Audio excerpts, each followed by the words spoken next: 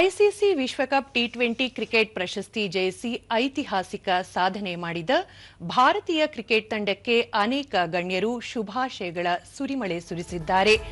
ರಾಷ್ಟ್ರಪತಿ ದ್ರೌಪದಿ ಮುರ್ಮು ವಿಶ್ವಕಪ್ ಕ್ರಿಕೆಟ್ ಗೆಲ್ಲುವ ಮೂಲಕ ಇತಿಹಾಸದ ಹಲವಾರು ಶಿಖರಗಳನ್ನು ಏರಿದ ಟೀಂ ಇಂಡಿಯಾಗೆ ಹೃತ್ಪೂರ್ವಕ ಅಭಿನಂದನೆಗಳು. 3 ಬಾರಿ ವಿಶ್ವಕಪ್ ಗೆದ್ದ ಏಕೈಕ ದೇಶ ಎಂಬ ಹೆಮ್ಮೆ ಭಾರತಕ್ಕಿದೆ.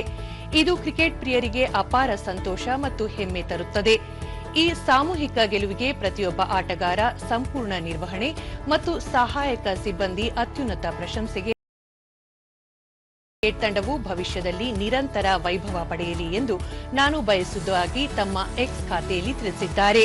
ಉಪರಾಷ್ಟ್ರಪತಿ ಸಿಪಿ ರಾಧಾಕೃಷ್ಣನ್ ಟಿ20 ವಿಶ್ವಕಪ್ ಅನ್ನು ಮತ್ತೊಮ್ಮೆ ಗೆದ್ದು ಪ್ರಶಸ್ತಿ ಗಳಿಸಿಕೊಂಡಿರುವ ಟೀಂ ಇಂಡಿಯಾಗೆ ಅಭಿನಂದನೆಗಳು.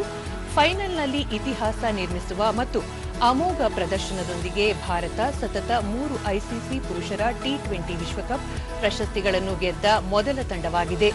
ಇದು ರಾಷ್ಟ್ರಕ್ಕೆ ಹೆಮ್ಮೆಯ ಕ್ಷಣವಾಗಿದೆ ಎಂದು ತಮ್ಮ ಸಾಮಾಜಿಕ ಜಾಲತಾಣದಲ್ಲಿ ಹೇಳಿದ್ದಾರೆ. ಪ್ರಧಾನಿ ನರೇಂದ್ರ ಮೋದಿ ಟಿ20 ವಿಶ್ವಕಪ್ ಗೆದ್ದ ಭಾರತ ತಂಡಕ್ಕೆ ಅಭಿನಂದನೆಗಳು. ಈ ಗಮನಾರ್ಹ ಗೆಲುವು ಅಸಾಧಾರಣ ಕೌಶಲ್ಯ, ದೃಢ ನಿಶ್ಚಯ ಮತ್ತು ತಂಡ ಕಾರ್ಯವನ್ನು ಪ್ರತಿಬಿಂಬಿಸುತ್ತದೆ. ಪಂದ್ಯಾವಳಿಯುದ್ದಕ್ಕೂ ಭಾರತೀಯ ಆಟಗಾರರು ಅತ್ಯುತ್ತಮ ಧೈರ್ಯವನ್ನು ತೋರಿದ್ದಾರೆ.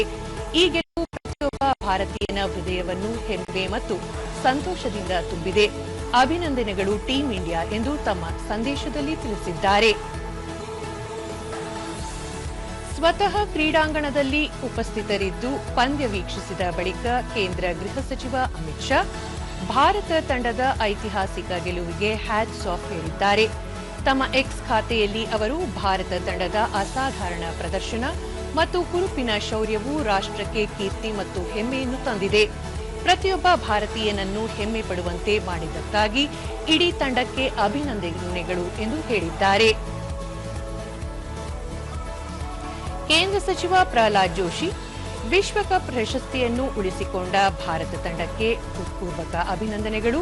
ವಿಶ್ವ ಕ್ರಿಕೆಟ್ ಇತಿಹಾಸದಲ್ಲಿ ಇದು ಮತ್ತೊಂದು ಮೈಲಿಗಲ್ಲು.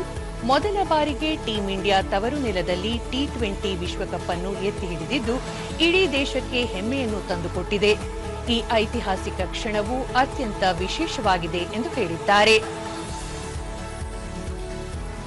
ಮುಖ್ಯಮಂತ್ರಿ ಸಿದ್ದರಾಮಯ್ಯ ವಿಶ್ವ ವಿಜೇತ ಭಾರತೀಯ ಕ್ರಿಕೆಟ್ ತಂಡಕ್ಕೆ ಅಭಿನಂದನೆಗಳು.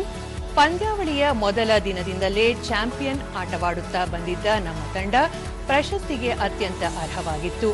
ಯುವ ಆಟಗಾರರಿಂದಲೇ ತುಂಬಿದ್ದ ಈ ತಂಡ ಅನುಭವದಲ್ಲಿ ಕಡಿಮೆ ಇದ್ದರೂ ಪ್ರತಿಭಾಶಾಲಿಗಳಿಂದ ಕೂಡಿತ್ತು.